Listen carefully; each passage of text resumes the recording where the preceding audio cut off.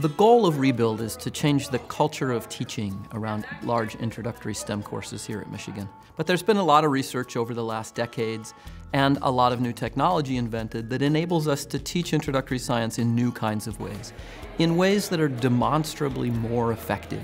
We want to make the teaching we do of students in introductory STEM courses the very best that it can be. There are a lot of ways in which one can improve the instruction in large introductory courses. One of the first ways is to recognize that what we do in the classroom is far less important than what the students do.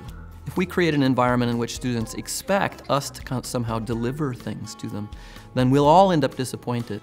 One of the realizations I've had as a teacher is that my role is different from what I imagined at first. I really came in believing that if I was adequately eloquent, I could put knowledge into the brains of my students, and they could just sit there and receive it from me.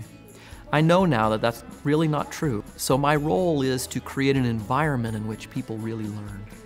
So there's a mode of instruction called studio instruction, in which students, instead of coming into a lecture hall and listening passively for an hour, might come into a room where they're seated around a table with 3 other students, and they spend all of their time in class working on things, wrestling with questions that have been posed for them. And so what I'm hoping is that in 5 years, a student will arrive on this campus and have a really different experience of all of those introductory STEM courses from what a student 5 years ago would have seen.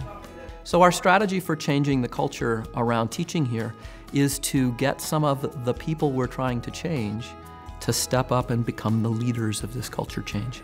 In the end, much more of the learning that happens on campus happens because of what students do, of how they behave, of how they engage with their work, how they wrestle with questions. So the teaching that I imagine you'll see in the future will have less to do with teaching and more to do with learning. We as teachers will be creating the spaces in which people will be able to really thrive and really learn rapidly, rather than us doing something that makes it happen.